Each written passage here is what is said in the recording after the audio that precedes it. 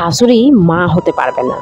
কেউ একজন ঠিকই বলেছে। সব শাশুড়ির মতোই আমার শাশুড়ির একটাই বক্তব্য, আর সেটা হলো পাশের বাড়ির বৌমা সব কাজ করে, আর আমাদের বাড়িতে যে কাজ করে না সেটা হলো আমার বাড়ির বৌমা, যে সারাদিন কুড়েমি করে। জন্যই আজকে শাশুড়ি মাকে খুশি করার জন্য আজকে কিন্তু আমি লোক নিয়েছি কাজের মাসে। মানে তোমরা বলতেই পারো একদিনের জন্য আমি মালতী মাসি। বাইরে আমাকে কেমন লাগছে এই মালতী মাসি লুকে। তো চলো, hey guys, welcome back to my channel দেশি কুইন পঞ্চু। দেশি কুইন পঞ্চুর আরেকটি নতুন ভিডিওতে সবাইকে অনেক অনেক ওয়েলকাম। সকাল বাজে ঘড়িতে 10:15। সকাল সকাল আমি কিন্তু একদম নিজেকে পণ নিয়ে নিয়েছি যে আজকে শাশুড়ি মার মন খুশ করবোই। তার জন্য কিন্তু তড়ি ঘড়ি করে নিজে রেডি হয়ে গেছি কাজের মাসের মতো, মানে মালতী মাসের মতো। বাইরে যা গরম করছে বন্ধুরা, এদিকে দেখুন ছেলেকে কিন্তু ঘুম পাড়িয়ে দিয়েছি। ছেলে মিনিমাম 1 ঘন্টা তো ঘুমোবে, আর এই 1 ঘন্টার ফাঁকে আমি কেননা শাশুড়ির মন জয় করে নিই। তো চলুন তাড়াতাড়ি করে কাজগুলো সেরে পড়ি। আবার যদি লেট হয়ে যায় তাহলে কিন্তু গরমের পরিমাণও বাড়বে আর আমার কাজের সময়ও লেট হয়ে যাবে। তো চলুন, যেসব কাজগুলো আমার বাকি ছিল এই কাজগুলো না করলেই নয়, আর এটা আমি ছাড়া আর কেউই করবে না বাড়িতে।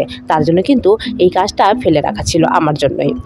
বলতে গেলে বাড়িতে কাজের লোক থাকা সত্ত্বেও আর বড় লোকের বৌমা হওয়া সত্ত্বেও আমাকে কিন্তু বাড়িতে কাজ করতে হয় না তেমনটা নয় বন্ধুরা, তোমরা কিন্তু এমনটা ভাবো না।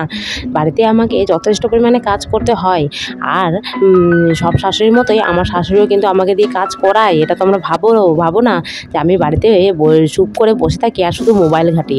এই যে দেখো সব কিছু নিয়ে বসে গেছি, সব ডিব্বা, এইদিকে কতগুলো ডাল ছিল, সমস্ত ডাল এনে প্লাস্টিকে রাখা ছিল। সমস্ত ডাল ডিব্বাগুলো ক্লিন করে, মানে জারগুলো ক্লিন করে বেশ ভালো করে সেগুলোতে ঢেলে নিচ্ছি। আর এদিকে দেখি তেলের বোতল, যেগুলো আমি মিশো থেকে অর্ডার করেছিলাম, এই তেলের বোতলগুলো বেশ সুন্দর করে ক্লিন করে নিলাম। আর একটাতে ফরচুনের তেলটা ঢেলে নিলাম, আর একটা বোতল এভাবেই রেখে দিলাম, ওটা সরষার তেল ঢালবো তাই। আর এদিকে দেখো আমি মিশো থেকে অর্ডার করেছিলাম এই যে মশলাদানি, মানে এটাতে খুব সুন্দর করে ডিজাইন করে ছোট ছোট জিনিসগুলো গুছিয়ে রাখা যায়। সত্যিকারই বলতে গেলে এটা প্রচুর হেল্পফুল। মানে তোমাদের বাড়িতে যার বাড়িতে আছে নেই তারা কিন্তু অর্ডার করতেই পারো। খুব কম প্রাইসে খুব সুন্দরভাবে জিনিসগুলোকে অর্গানাইজ করে রাখা যায় কিচেনে। বাইরে এদিকে তোমরা দেখতে পেলে ছেলে কিন্তু উঠে গেছে, মানে ছেলে আর তোর্স হয় না। মানে যেই না মাকে দেখতে পাইনি, সে দরজা লাগিয়ে আমি এদিকে কাজ করে আছি, ছেলে কিন্তু চিৎকার করতে লেগেছে। মানে সে 1 ঘন্টাও ঘুমোলো না। যাকে ছেলেও যেহেতু উঠে পড়েছে তো আর কি করা যাবে। এদিকে তড়িঘড়ি করে সব কিছু বেশ ভালো করে ক্লিন করে নিলাম। আর এদিকে চলুন এবার জিনিসগুলোকে যেখান থেকে এনেছি বেশ ভালো করে গুছিয়ে রেখে দিই। বেশ ভালো করে রেখে দিয়েছি। আর যে জারগুলো ছিল, ডালের জার, তেলের বোতল, এগুলো সমস্তটা কিন্তু দেখুন আমি কিন্তু সামসেটের উপরে উঠিয়ে দিচ্ছি। দেখুন কি সুন্দর লাগছে, সমস্তটা বেশ সারিবদ্ধভাবে আছে, বেশ ভালোই লাগছে। আর এদিকে যেগুলো নোংরা কৌটোগুলো ছিল সেগুলো ভাবলাম যে ক্লিন করে রেখে দিই, তাহলে তো যেগুলো নতুন নতুন জিনিসগুলো আসবে তাহলে এগুলোতে ঢেলে রাখতে পারবো, তাই না বলুন তো। জিনিস অর্গানাইজ করে রাখার জন্য কিন্তু কিছু কিছু জার বাড়িতে কিনে রাখতে হয়, তার জন্য কিন্তু জিনিসগুলো গুছিয়ে রাখা যায়, আর কিন্তু বেশ ভালো করে রাখাও যায়, দেখতেও ভালো লাগে। যাকে চলুন রান্নাঘরের জিনিস, আরও কয়েকটা জিনিস গোছানোর ছিল যেগুলো আপনাদের সাথে শেয়ার করা হয়নি। যেহেতু বাড়িতে রান্না হচ্ছে, মানে কাজের বউ যিনি আছেন উনি কিন্তু রান্না করছেন, তার জন্য ওনাকে ডিস্টার্ব না করে নিজেই চুপি সারে কাজটা সেরে ফেললাম। চলুন এবার কিন্তু ছেলের যে হাগু মুতু সেগুলো কাপড়গুলো পরিষ্কার করার পালা, সঙ্গে ভাবছি স্নানটাও সেরে নেব। এদিকে দেখুন ছেলে যেহেতু বাইরে আম্মার সাথে আছে, তার জন্য কিন্তু আমি নিয়ে চলে আসলাম ছেলের হাগু মুতুর কাপড়। চলুন স্নানটা করে সেরে নিয়েছি। স্নানটা করে টোরে চলে গেলাম উপরে ছাদে।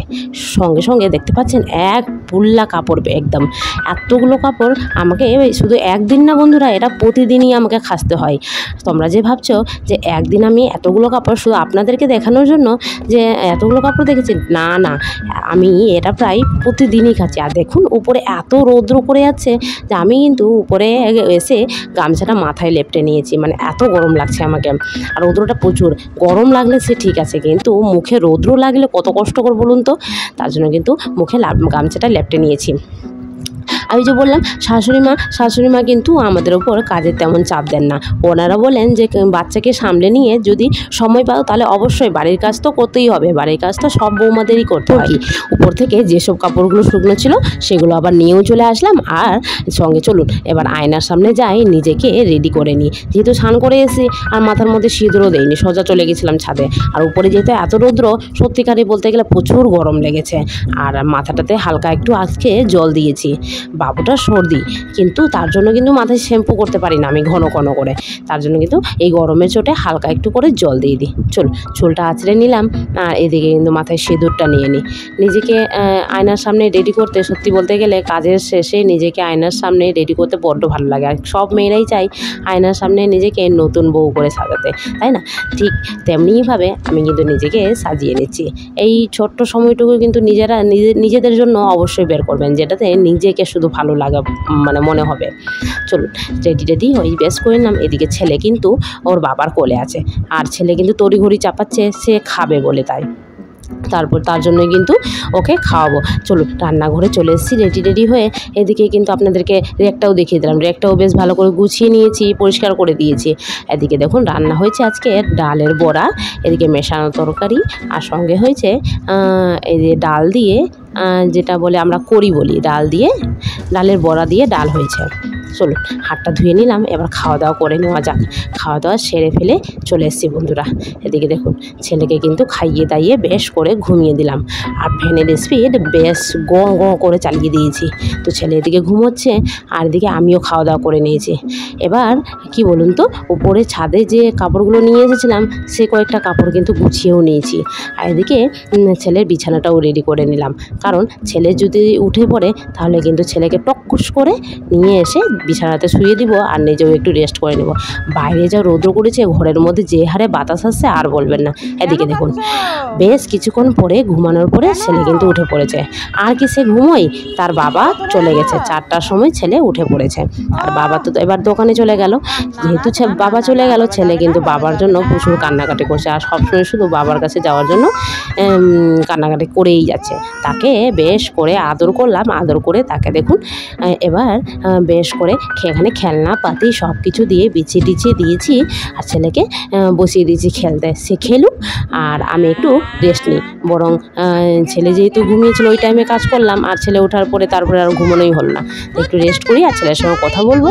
তো চলুন আজকের ভিডিওটা এখান থেকেই, দেখা হবে আরেকটি নতুন ব্লগে। ভিডিওটা যদি ভালো লাগে তাহলে অবশ্যই একটা লাইক করে দিবেন, আর সুন্দর একটা কমেন্ট করে দিবেন, আর আমার চ্যানেলটাকে সাবস্ক্রাইব করে আমার পাশে থাকবেন। দেখা হবে আরেকটি নতুন ব্লগে। টাটা বন্ধুরা।